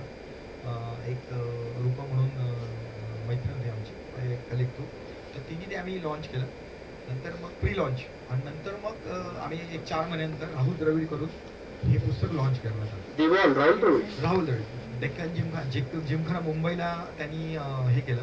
आणि तेव्हा लकीली तिथं पण एक अर्जुन म्हणून त्याचा पी आहे. त्यांनी सांगितलं की पेटकर सरांचं तू राहुल द्रविड, राहुल सर तुम्ही पेटकर सरांचं वाचा. त्यांनी जेव्हा हे वाचलं तो म्हटलं अरे एवढं मोठं कॉन्ट्रीब्युशन यांनी इंडियन स्पोर्ट्ससाठी दिलेलं आहे. आणि त्यांनी इतका छानपैकी त्यांनी भाषण केलं. नंतर सगळ्यांना मुरलीकांत पेटकर कळले. म्हणजे राहुल द्रविड सर त्यांना बाबा मानतात, म्हणजे इतकं त्यांना मानतात. सर म्हटलं तुम्ही जे इंडियन स्पोर्ट्ससाठी केले ना खूप छानपैकी केलेलं आहे, पण का हे केलं गेलं नाही रेकग्नाइज मला अजून कळलं नाही. तुम्ही मग आम्ही त्यांना ती स्टोरी सांगितली म्युनिच आणि हेडरबर्गची. तर मी माझी गो स्पोर्ट्स फाउंडेशन एक आहे बँगलोरला, तुम्ही कृपया तिथं एकदा दोनदा भेट द्या. आणि आमंत्रण. आणि आम्ही म्हणजे खूप क्लोज आहोत. बिंद्रा सरांचं जे आहे त्यांनी त्यांच्या स्विमिंग पूलचं आणि त्यांच्या अकॅडमीचं उद्घाटन मुरलीकांत पेटकर सर, त्यांच्या वडिलांची एक अपेक्षा होती की ऑलिम्पिकचं गोल्ड ज्यांनी आणले ते माझ्या अकॅडमीची कटिंग करतात. किती छान विचार, किती मोठा आहे. येस, अभिनव बिंद्रा सर, बाबा आणि देवेंद्र झालिया त्यावेळेस 2016च्या ऑलिम्पिक चायना ऑलिम्पिकला त्यांना मिळालं. आणि डिसेंबरच्या 23 तारखेला आम्ही बँगलोरला भेटलो. म्हणजे हे वेबसाईट जे झालं, नंतर BBC झालं, या माध्यमातून हे सगळं छानपैकी मांडलं गेलं. या दरम्यान बऱ्याचशा घडामोडी झाल्या. घडामोडी म्हणजे असं झालं की तिथे एक कॅमेरामन होता, म्हणजे आता हे सर जसे बसले तसे, त्यांनी मला कार्ड दिलं. म्हटलं मी तुम्हाला भेटायला पुण्याला येईल. म्हटलं की सर आपण आपलं मोठं मन मराठी या सर कधी या कुठे आमचं घर तुम्ही आपण आलात की खूप असे पत्रकार येतात, यूट्यूब चॅनल येतात, बरेचसे जण येतात. आम्ही कधीच नाही म्हणत ते, पण कधी त्यांना पण बोलायला भरपूर आवडतं. म्हणजे तुम्ही आता बघितलं असेल ते कॅमेरे म्हटलं की मी तो तिसऱ्या दिवशी माझ्या घरी आला आणि तो मला म्हटलं की मी खूप इन्स्पायर झालो. मी 3 दिवसात ते पुस्तक वाचलं जे आजच लॉन्च झालंय, म्हणजे 3 दिवसापूर्वी. आणि मी भारावून गेलोय. मी सुशांत सिंग राजपूत कडून आलोय. मी त्याला कनेक्ट आहे, तर त्यांना स्टोरी आणि ते जरा बघायचं, त्यांना भेटायचं. ठीक आहे मग काय प्रॉब्लेम नाही. म्हटलं काय, म्हटलं तू मस्करी तर करत नाही ना. म्हटलं नाही, त्याला ती स्टोरी बनवायची. आणि ते आमचं ते चालू झालं सगळं एक एक गोष्टी. मग त्यांनी आम्ही सुशांतच्या घरी गेलो मुंबईला मलाडला. मग त्याला एवढं भारावून गेला तो की आपण ही स्टोरी तर तिथं आणखी त्या लोखंडेचे वडील होते, ते इंदोर बेस आहेत. मग ते स्विमर आहेत, नॅशनल स्विमर्स. आणि सुशांतला सांगितलं, सुशांत तू ज्याची स्टोरी करतोयस ना, हे जग किती नाही म्हणत असेल तर हा एकेकाळचा खूप मोठा स्विमर आहे आणि तो चांगल्या स्विमरला लाजवेल असं तो त्याचे रेकॉर्ड्स आहेत. त्या क्षेत्रातल्या खेळाडूलाच ते महानतेचा प्रश्न. आणि म्हटलं मी त्यांचं स्विमिंग बघितलंय पेटकर सरांचं त्या काळातलं, बरोबर, की चांगल्या पूलवरती त्यांनी चांगल्याला हरवलेलं आहे. आणि मी विटनेस आहे. जग जरी म्हणत असेल ना की नाही, तर ते मी आहे, मी साक्षीदार. आणि त्याच्या भावांनी यांनी सगळे फोटोज काढले. मग आम्ही ते शूट चालू केले. शूट नाही चालू केले, तो काळ होता 2019च्या आसपासला. आणि 2020 हा थोडा मार्च 23 मार्च 2021 पासून 20 पासून जे आहे लॉकडाऊन चालू आहे, कोरोना काळ चालू आहे. सुशांतचं बऱ्यापैकी लिहिणं झालं होतं. आणि तिथून एक न्यूज आली आहे आम्हाला टीव्हीवर की 14 जून 2021ला सुशांतनी सुसाईड केलं. परत मग आम्ही बॅक पोझिशनला गेलो की अरे यार पटकथा आकाराला आली होती बऱ्यापैकी. हा, मग त्यांनी राईटअप चालू केला होता.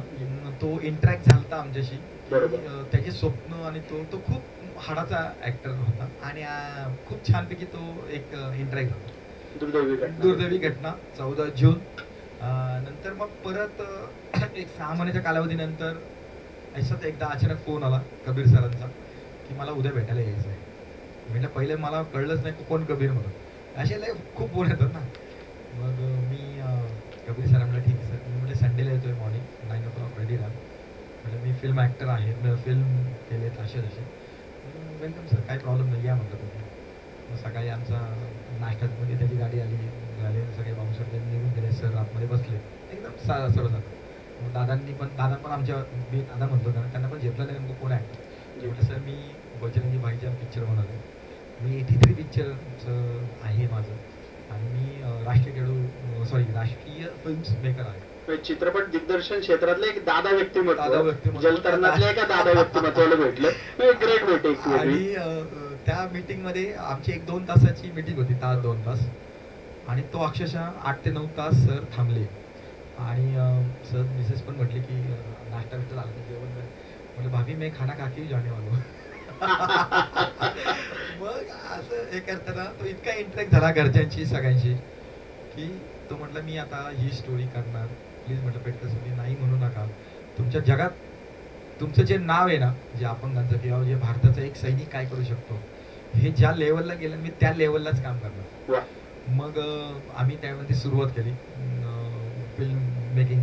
3.5 वर्ष झालं की आम्ही त्यामध्ये म्हटलं ही फिल्म आत्ता आलेली नाहीये, हिला 8 वर्षाचा इतिहास आहे आणि 3-4 वर्ष त्यांनी खूप म्हणजे याच्यात केल्यात.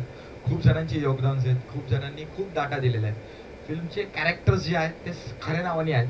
तुम्ही जगन्नाथ जे कॅरेक्टर आहे ते त्यांच्या मोठ्या भावाचं आहे. मुरलीकांत पेटकर आहे. राजाराम टेलर आमच्या गावाचं आहे. आमचे दादांचे मावस भाऊ आज मोरगिरून खास या मीटिंग साठी आज आलेले आहेत. सर मला आवर्जून सांगायचं की चेंडू चॅम्पियन मध्ये जे काही खेळाडू दाखवलेले ते मला मी त्याच्याबद्दल बोलू इच्छितो की तुम्ही जर बॉक्सर बघितलाय ना, तो ओरिजिनल बॉक्सर आहे. ऑलिम्पिक लेवलला गोल्ड सिल्वर मिळवलेला तो युगांडाचा बॉक्सर आहे. त्यांचे जे 4-5 बॉक्सर आहेत ना सर, ते ऑलिम्पियन्स बॉक्सर्स आहेत. नंतर जे अपंग खेळाडू म्हणून त्यांचे कॉम्पिटिटर आहेत ते सगळे paraathletes Olympic silver and bronze medals आहेत. म्हणजे कबीर सरांनी कुठं कमतरता केली नाही. सर्वोच्च स्तरावर शेवटचं त्यांनी पहिला रिटेक जो घेतला तो हेडलबर्गच्या स्विमिंग पूलचा पहिला रिटेक, पहिला शॉट तिकडच्या विदेश मंत्री जे आहे, सांस्कृतिक विदेश मंत्री हेडलबर्गचं जर्मनचं, ते तिकडचे ते आले. आणि मला अभिमान वाटतो त्या सरांचा की कबीर सरांचा की भारतातली ही पहिली पॅरालिम्पिक पॅराथलीट्सवर बनवणारी ही फिल्म आहे. आणि हे जेव्हा त्यांचं शूट चालू होतं तेव्हा कार्तिकने मला सांगितले की अरे भैया मैं तो कर रहा था प्रॅक्टिस. मग काही इंटरॅक्ट झाला माझा तिकडच्या पॅराथलीट्स बरोबर, कोण आहे काय. मी त्यांना सांगितलं की मी आमचे मुरलीकांत पेटकर सर आहे ना त्यांची कारकीर्द करतोय आणि मी त्यांचा रोल करतोय. ते एवढे भारावून गेले की माझ्या देशातल्या लोकांकडे वाईट वाटतं की मला तिकडच्या प्रोड्युसरला लंडन बाहेरच्या देशातला की आमच्या देशामध्ये ऑस्कर अवॉर्ड मिळाले, सगळे मिळाले, पण त्यांनी कधी पॅराथलीट्स वरती कुठली अशी फिल्म बनवली नाहीये. तर मला तर असं वाटतंय की ते त्यांचं मनोगत व्यक्त करतो की ही जगातली पहिली फिल्म आहे पॅरालिम्पिकच्या ऍथलीट्सवर बायोपिक. बरोबर, जगात पहिल्यांदा होतं आणि याचं प्रमोशन आम्ही करतो. या Switzerland IOF Indian international Olympic association आहे किंवा ज्या जागतिक संघटना आहेत त्यांनी ही फिल्म उचलून धरली. आज 59 देशामध्ये ही फिल्म रिलीज होते. हे खरं आहे विशिष्ट. म्हणजे बऱ्याचशा आंतरराष्ट्रीय माध्यमांनी सरांच्या कारकिर्दीची नोंद घेतली. जे हेडलबर्गचं स्टेडियम जे त्या पोडियमवरती खेळले तेच हे स्टेडियम वरती त्यांनी दाखवले. आणि हे त्यांनी जे केलं की बुर्ज खलिफावरती, जसं मी सांगितलं की त्यांनी ते बुर्ज खलिफावरती प्रेझेंटेशन केलं आणि छानपैकी त्यांनी प्रेझेंटेशन पण जगातल्या सर्वोच्च उंच इमारतीवर. म्हणजे त्यांनी सांगताना साजिद नाडियाडवाला जे आहे व्यक्तिमत्व ते मला भेटले. म्हटले की खरंच आम्ही जेव्हा हे मेकिंग करत होतो तेव्हा खरंच म्हटलं आमचा ऊर भरून येतो की आम्ही आज आमच्या आयुष्यातले आम्ही फिल्म खूप बनवलेत, पण आज ज्या व्यक्तीसाठी बनतोय ना की त्याला पद्मश्री आहे, मला जे काय मिळालंय रेकॉग्नाइज तर त्याची हिमती त्याचा तो डायलॉग आहे मॅन रिफ्यूज सिलेंडर. हा जे डायलॉग आहे हा खरंच त्याची ट्रिब्यूट आहे. आणि आम्ही ही फिल्म 14 जूनला केली. याचं रिझन पण तेच आहे की ट्रिब्यूट टू सुशांत सिंग राजपूत आणि फिल्म जगतसाठी स्मरण आणि कृतज्ञतेची भावना. ऑलिम्पिक साठी जे आहे तुम्ही जर विचार केला की 14 तारीख अजून एक होतं की 14 जूनला 75 दिवस पॅरालिम्पिकच्या टीम जी जाणार आहे ऑलिम्पिकला त्यांची पण ती मेन होती. खूप विचार केला म्हणजे बुर्ज खलिफा असेल आणि प्रदर्शित करण्याची तारीख असेल. हो, त्या तारखेचं खूप वेबसाईटची पण तारीख म्हणजे सर्व काही जे केलं की त्या दिवशी कार्तिक आर्यन पुण्यामध्ये होता आणि मी दिल्लीमध्ये होतो. कारण की आमच्यासाठी प्राऊड फील करतो आम्ही. त्यांच्या बॅच जी आहे बघितला असेल तर ते PCI ला प्रबोधित करतात. ते आज 75 अमृत महोत्सवला हे करतात. ते भारताच्या मोठ्या आपलं राष्ट्र जे आहे ते स्पोर्ट्स किंवा चांगले हे चांगलं झालं पाहिजे आणि ऑलिम्पिकला जास्तीत जास्त मेडल्स घ्यावे म्हणून हे आम्ही खूप मेहनत घेऊन पिक्चरचं काम चालू व्हायच्या अगोदर आम्ही पिक्चरची तारीख डिक्लेअर केली होती ऑलिम्पिक द्यायच्या अगोदर आणि नंतर त्या हिशोब तो आम्ही प्रमोट केला. आणि खूप संस्थांनी भरपूर रेडिओ मिरची आज जगामध्ये US आहे, कॅनडाचा टोरंटोचा त्यांचा तिकडच्या आकाशवाणीने त्यांची मुलाखत घेतली. आज जी. जवळ 1920 आकाशवाणी केंद्रांनी त्यांच्या जी. इंटरव्ह्यू घेतलेला अभिमानास्पद, गौरवास्पद. अभिमानास्पद. आणि लोकांना एवढा आनंद होतोय की त्यांच्या इथे ही फुल म्हणजे हाऊसफुल चालू आहे. म्हणजे आपल्या इथं तर आता मला सुरुवातीला वाटत होतं की कसं जातंय काय आहे. तर सुरुवातीला आई बाबा बघून मुलगा बघून आला, मग त्यांनी आई बाबाने घेतला. आज बुकिंग जे आहे ना ते direct theatre to theatre booking आहे. हे मला एवढं म्हणजे मी आपल्या PVR जे आहे म्हणजे आपलं सॉरी एल्प्रो मॉलचं आहे बरोबर. ते सलग 3 शो हाऊसफुलचे घेतलेले आहेत. जी. म्हणजे आता या 4 दिवस असं नाही की मी तेव्हाचे मी आता हे केलेलं. त्याला वर्ल्ड वाईड 9.3 म्हणजे या येणाऱ्या 6 ते 8 वर्षातला ही पहिली फिल्म आहे. 10 पैकी 9.3 IMDb जो जगात जागतिक मानांकन देतो त्यांनी दिलेला रेटिंग आहे. माझी 3 दिवसापूर्वीच माननीय मुख्यमंत्री साहेबांनी मला बोलवलं होतं बाबांना की आम्हाला खूप आम्ही प्राऊड फील करतोय. अधिवेशनाचा पहिला दिवस आहे आणि पहिले मला सर भेटायला आलेत म्हणजे आमचं चाललं होतं की सर तुम्ही फक्त सांगा की माननीय मुख्यमंत्री म्हणते तुमची काय अपेक्षा आहे की या फिल्मबद्दल. जी. तर आम्ही त्यांना सांगितलं बाबा म्हणले की माझी अशी अपेक्षा आहे म्हणजे मानवजी सर म्हणले जी. की आपल्या महाराष्ट्रातली जी मुलं आहेत त्यांनी ही फिल्म बघावी म्हणजे त्यांना तुम्ही दाखवावी. बरोबर. सगळ्यांची आर्थिक परिस्थिती नसते खरी गोष्ट आहे. याच्यामध्ये फिल्म मध्ये कुठलंही म्हणजे हिरोईन नाहीये किंवा बरोबर. अशी कुठली कुठलाही फालतू बिभत्सपणा नाहीये, कुठली अवांतर गाणी नाही आहे. आणि याची मला खूप उदाहरणं पण आली. मला आता अर्जुन आवडे 2-3 प्लेयर्सची वाले आम्ही डिप्रेशन मध्ये गेलो जी. होतो. आम्ही आता क्विट करणार होतो पण ही फिल्म बघितलं आमचं फक्त वय 24 आणि 26. तर सरांनी तर म्हटलं ऑलिम्पिकला एक सिलेक्शन नाही झालं तर काय होईल ऑलिम्पिकला. बरोबर. मी पुढच्या याच्यामध्ये डबल सिलेक्शन उतरणार ऑल ऑलिम्पिक जी. भेटायला याला फक्त मोटिवेशन सर तुम्ही आहात. तर असं म्हणतात ज्याला वाढायचंय तो कोठेही वाढतो, ज्याला वाढायचंय तो कोठेही वाढतो, कातळाच्या छातीवरच उभा वटवृक्ष बहरतो. सरांच्या कर्तृत्व वृक्षाच्या पसरलेला कार्यपारंब्या आपण पाहतो. अर्जुन सर, मला एक महत्वाचा प्रश्न ज्याचं उत्तर आम्हा सर्वांना त्या निमित्ताने न्यात. 20 मार्च 2018 सरांच्या जीवनाच्या पुस्तकातला आणि संबंध पेटकर परिवारातला एक महत्वाचा दिवस. पण पद्मश्री ही जी पदवी सरांना महामहिम राष्ट्रपतींच्या हस्ते तो पुरस्कार प्रदान करण्यात आला.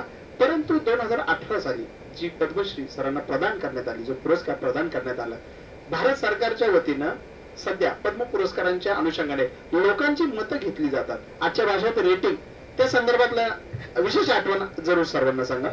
मला बाबांना 2 मिनिटांसाठी आपले जे माननीय त्यावेळेचे गृहमंत्री होते राजनाथ सिंग ते म्हणजे बाबांना 2 मिनिटं फक्त बोलायला स्टेजला.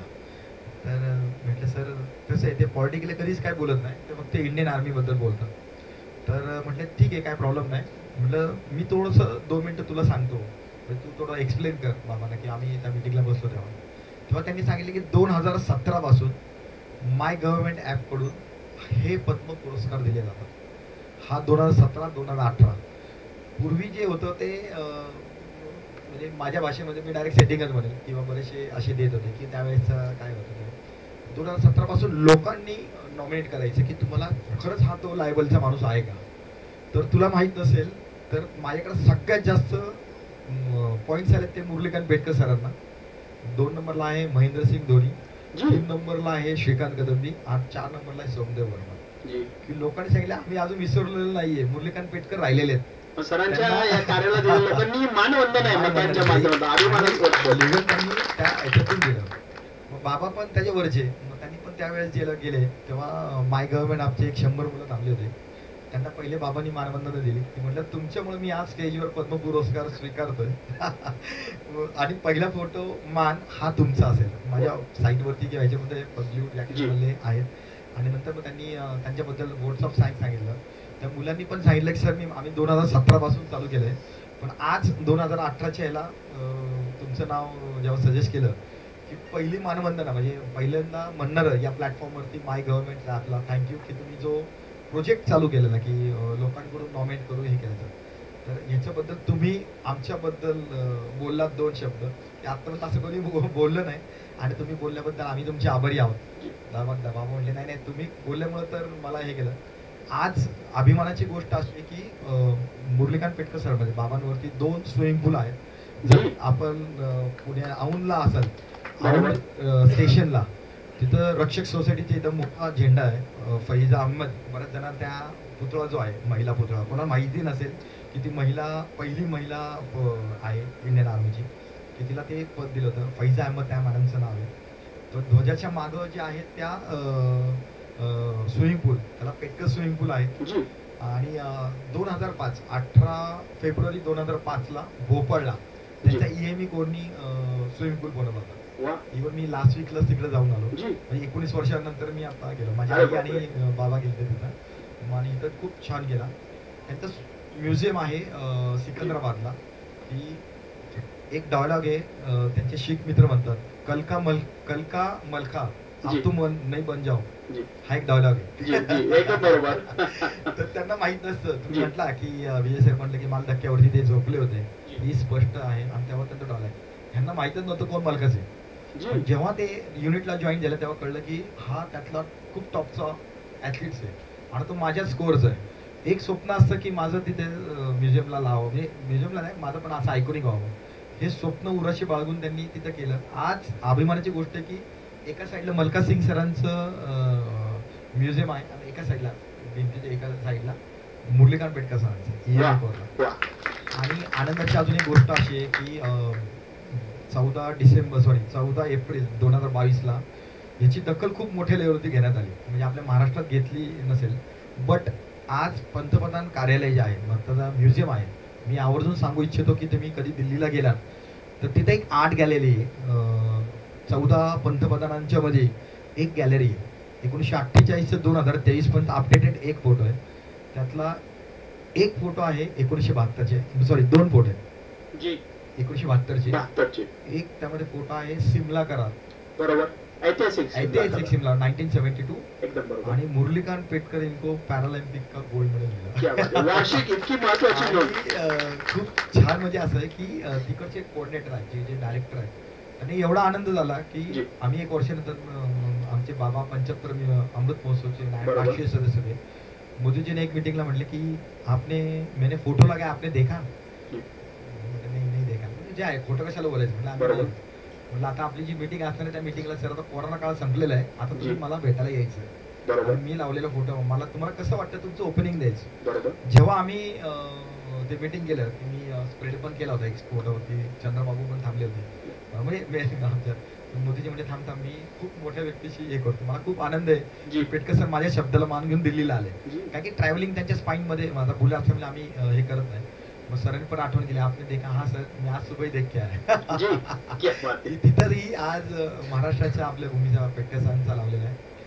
3 डिसेंबर 2023 यांच्या ऑलिम्पिकच्या गोल्ड मेडलला, म्हणजे आम्ही प्राऊड फील करतो. 11 ऑगस्ट 1972ला त्यांना ऑलिम्पिकचं गोल्ड मेडल मिळालं. त्याचे 51 वर्ष पूर्ण झाले आणि आम्ही खूप मोठा सोहळा इथं केला रागा पॅलेसला. इंडियन आर्मी खूप रेड कार्पेट कार्यक्रम होता. त्यामध्ये त्यांच्या बॅच आहे छातीला. आनंदाची गोष्ट की पहिला हा व्यक्ती आहे की त्याची दखल जी कतारच्या ऑलिम्पिक म्युझियमने घेतली. वा आणि अतिशय अभिमानाची गोष्ट. तिथंच त्या तारखेला जी. त्यांचा फोटो डिस्प्ले झाला. क्या कतार बात. ऑलिम्पिक म्हणजे खूप आपण छान. आता आहेच आहे, जी जी पण कतारच्या ऑलिम्पिक जी. म्युझियमला आपण त्यांना राईट्स दिले.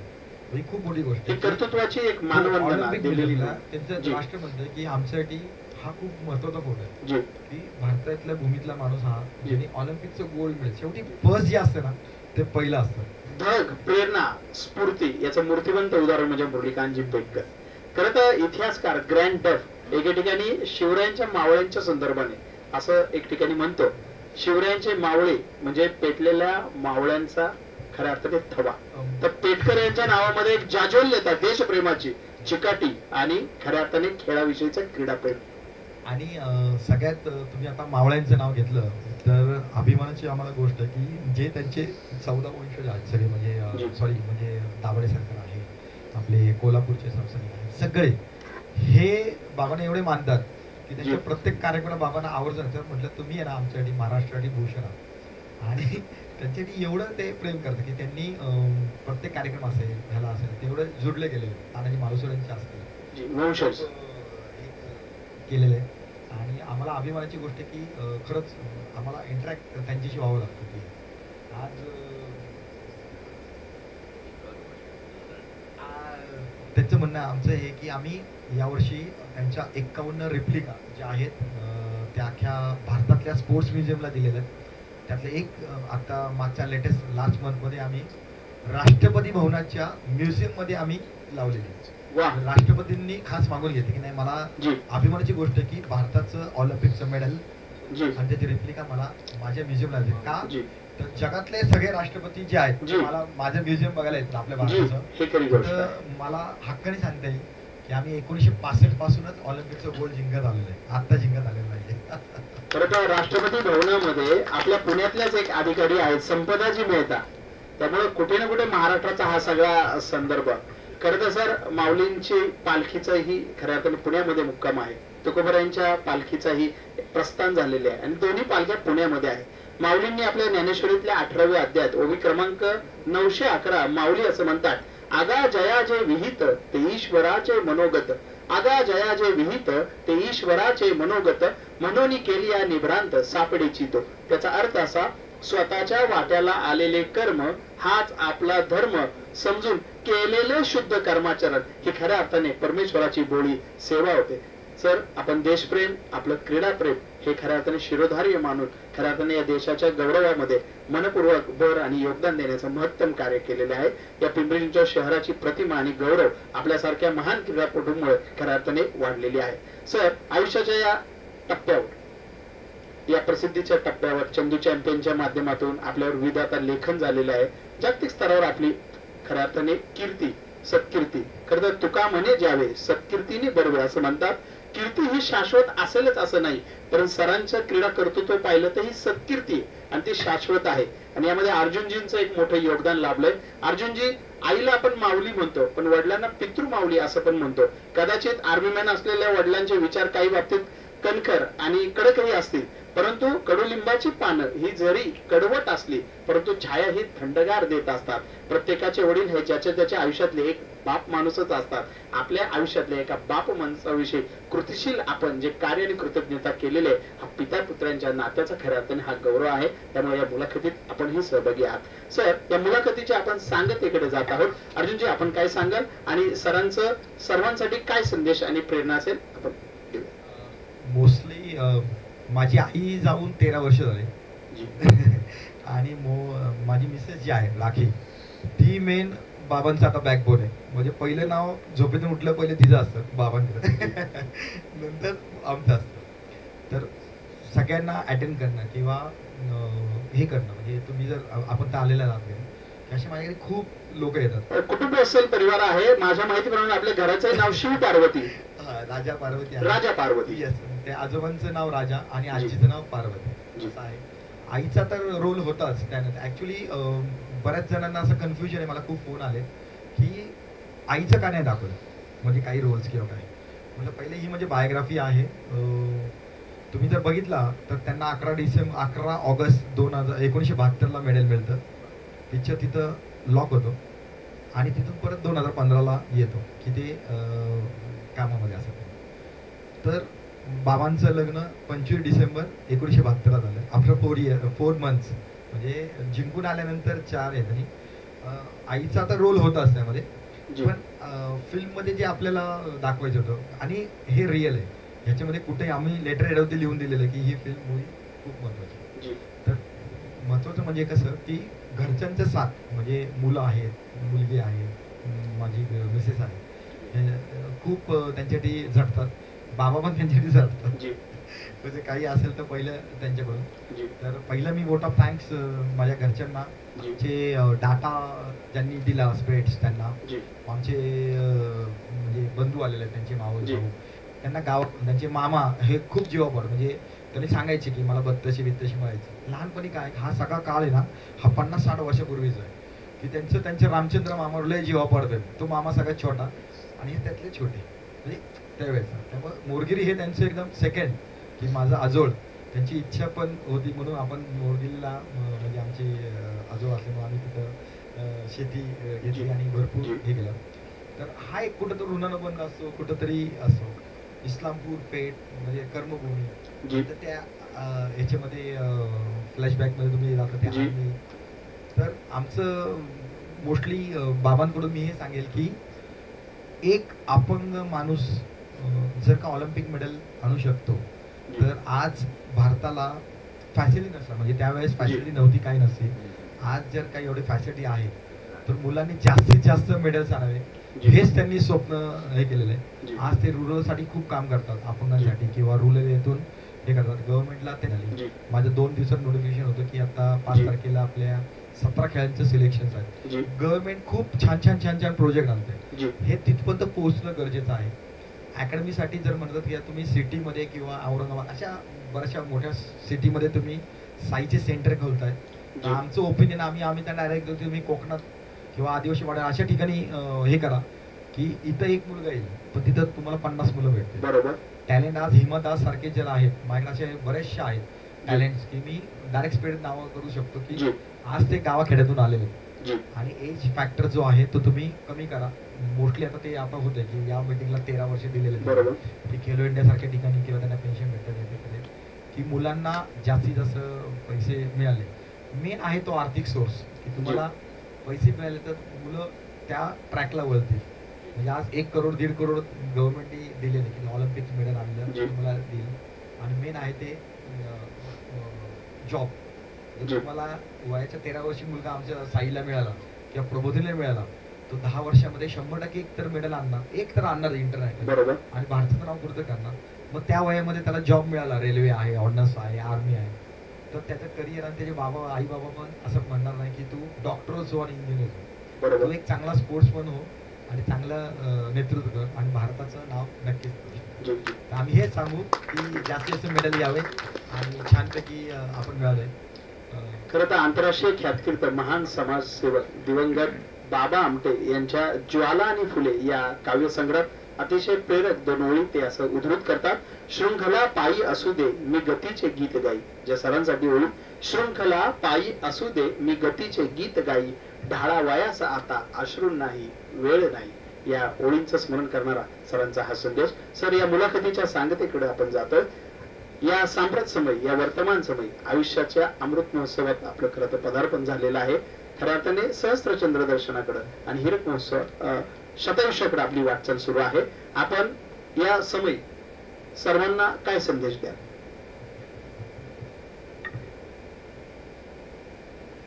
सगळ्यात पहिलं काय, हॅपीनेस आहे बेस्ट आहे.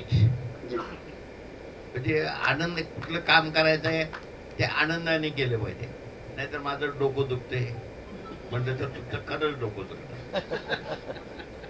आणि सगळ्यात एक गोष्ट गंमत म्हणजे आता तुम्ही सगळे याच्यात मेडिकल मध्ये कोण फिट आहे? आता तुमचे डॉक्टर वगैरे सगळे लई तपास करू शकतात. तर मी माझ्या उजव्या हाताकडे लक्ष द्या, तुम्हाला हे कुणाला करायचं जमून दे बघा, तो माणूस मेडिकलला फिट आहे.